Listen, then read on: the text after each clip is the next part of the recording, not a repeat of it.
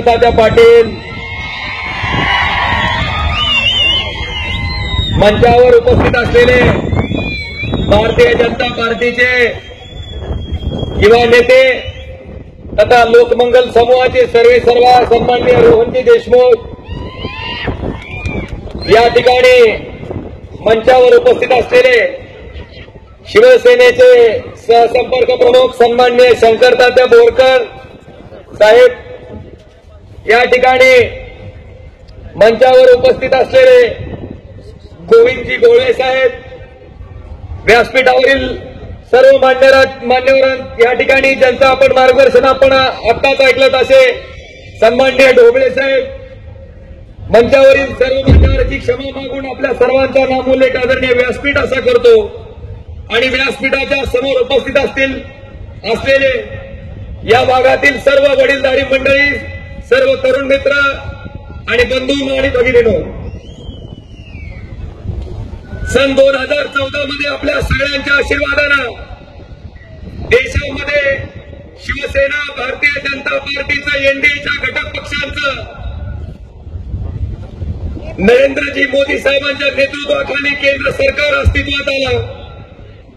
बाबांनो, या सरकारला 5 वर्ष पूर्ण झाली. या सरकारची 5 वर्ष आणि राष्ट्रवादी आणि काँग्रेसची युपीए सरकारची 61 वर्ष, या दोन्ही सरकारांच्या जर तुलना केली तर कुठलं सरकार उजवं ठरतंय? मला वाटतं इथं आलेल्या प्रत्येक माणसाच्या मनाला जर प्रामाणिकपणे विचारलं तर त्या ठिकाणी प्रत्येक माणसाच्या मनात त्या ठिकाणी एकच उत्तर येईल की शिवसेना, भारतीय जनता पार्टी आणि घटक पक्षाचं एनडीएचं सरकार, ज्यानं 5 वर्ष नरेंद्र मोदींच्या नेतृत्वाखाली काम केलं, ते सरकार या ठिकाणी उजवं ठरतंय.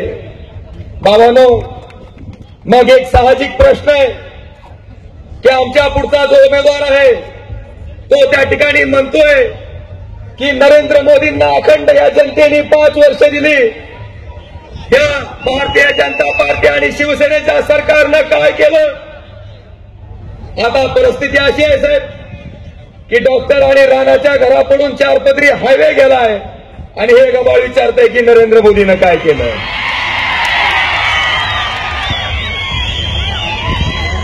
आज मला आपल्या सर्वांना विचारायचंय की या देशाच्या इतिहासात या मतदारसंघातील सगळेच्या सगळे तालुके नॅशनल हायवेनं जोडायचं काम जर कोणी केलं असेल तर शिवसेना आणि भारतीय जनता पार्टीच्या सरकारनं त्या ठिकाणी केलं. आज सोलापूर औरंगाबाद असेल, औशावरनं येणारा, औशाहून तुळजापूरला जाणारा महामार्ग असेल, त्याचबरोबर माजलगाववरनं पंढरपूरला जाणारा महामार्ग असेल, नळदुर्गवरनं अक्कलकोटला जाणारा महामार्ग असेल, या सगळ्या महामार्गाची कामं आज काही महामार्गाचं पूर्ण झालंय आणि बाकीच्या महामार्गाची कामं त्या ठिकाणी 70%, 80% पूर्ण झाली.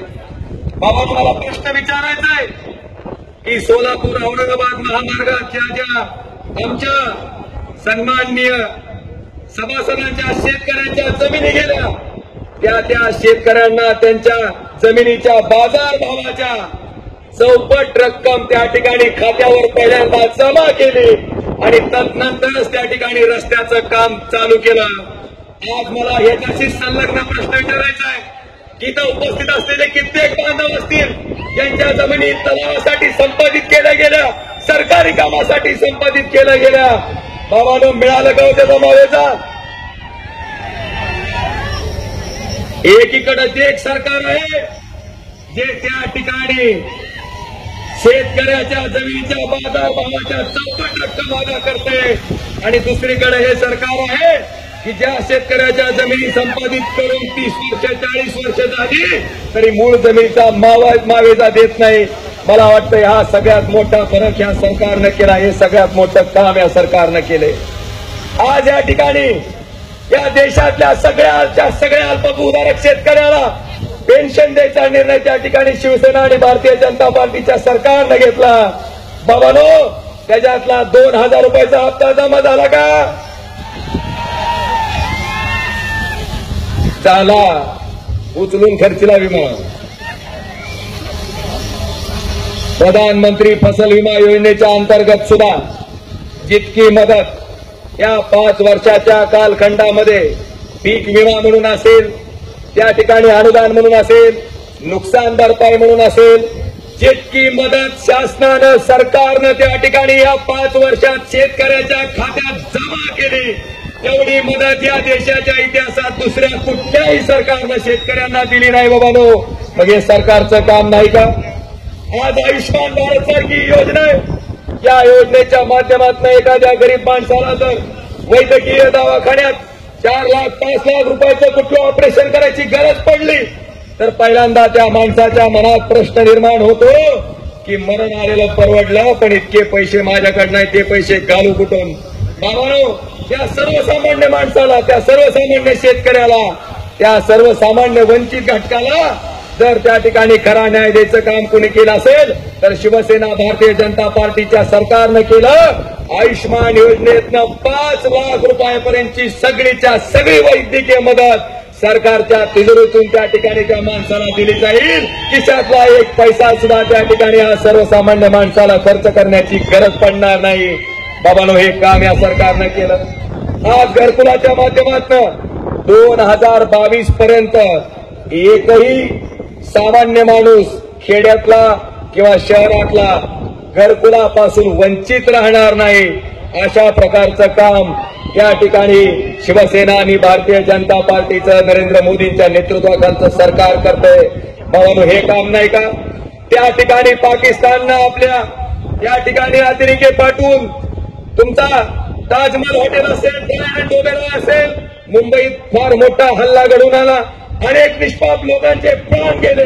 बाबांनो, पण त्यावेळेच्या सरकारनं पाकिस्तानचा निषेध करण्यापलीकडे काही केलं नाही. पण तीच घटना पुलवामा या ठिकाणी आपल्या 42 जवानांवर आतंकवादी हल्ला करून जेव्हा आपले 42 जवान त्या ठिकाणी शहीद झाले, तेव्हा ह्या सरकारनं पाकिस्तानमध्ये घुसून 350 अतिरेक्यांना कंठस्नान घालायचं काम या देशाच्या सरकारनं केलं, भारतीय जनता पार्टी आणि शिवसेनेच्या सरकारनं केलं.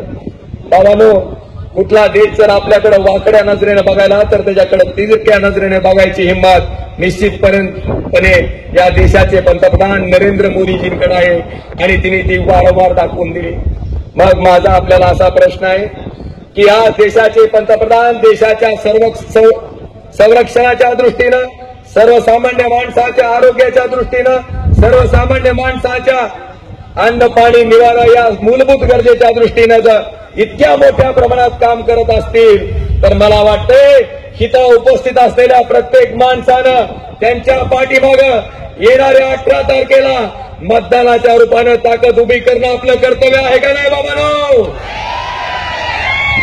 लय बारकुसना आवाज काढायला निश्चितपणे आहे.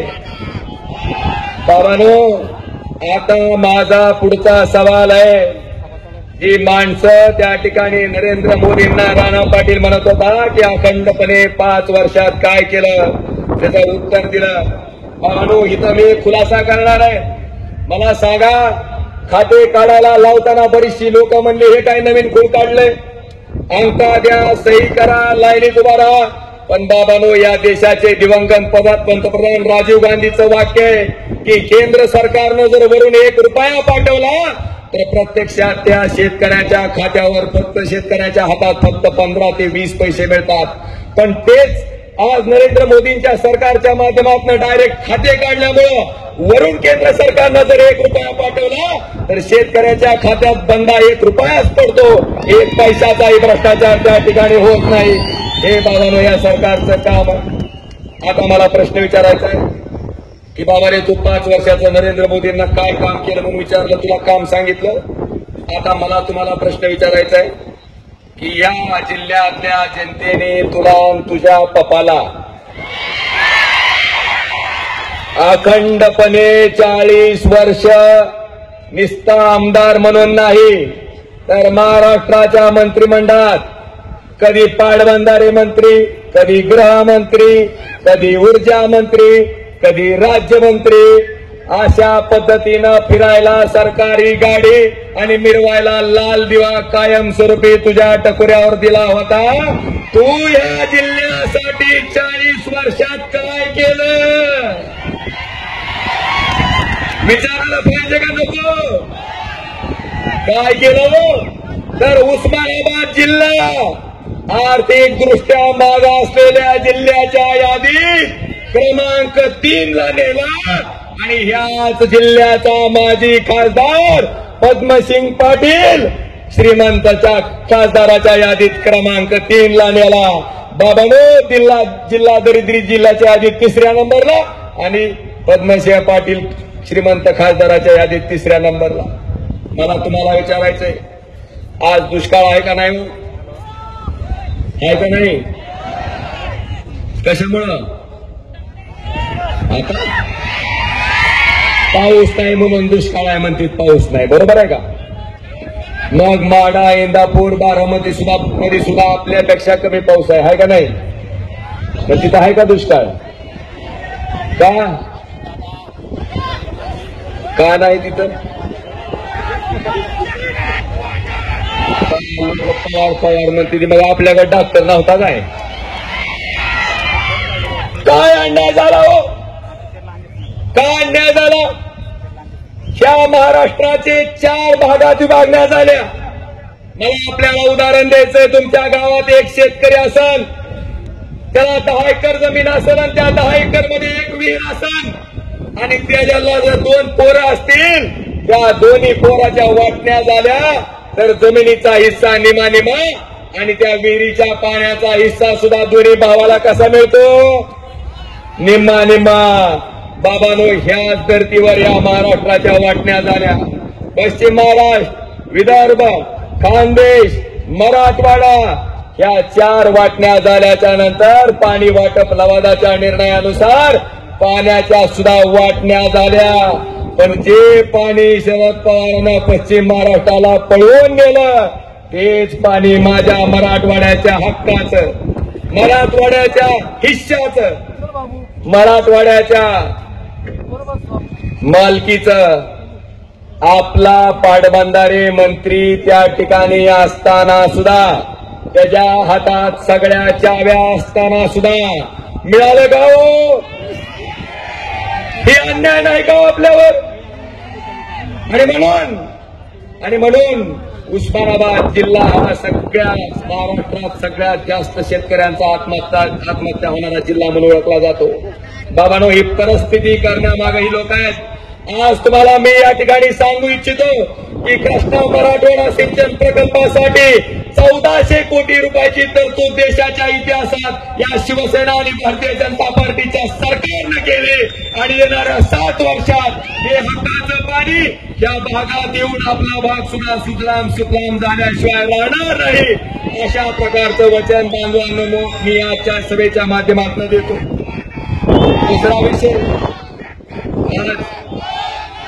या ठिकाणी मला तुम्हाला विचारायचंय, राणा पाटील आणि डॉक्टर पाटील लय उद्योगांनी करायचं या मांडीशी गच भरून गेली आपली. होय भरली का? बाबांनो पुढचा उमेदवार म्हणते विकासावर बोला, तर आता विकासावरच बोलायचं. तुम्हाला दाखवतो आता का विकास. उद्योग क्रमांक 1 कॅमेरा ह्याच्यावर येत असतात तर बघा जरा बाबांनो. या ठिकाणी उद्धवजी ठाकरे साहेब पक्षप्रमुख शिवसेना यांचं स्वागत आगमन झालेलं आहे. त्यांचं या ठिकाणी आपण स्वागत करूया. जय भवानी, जय भवानी, जय भवानी. शिवसेना भाजप राष्ट्रवादी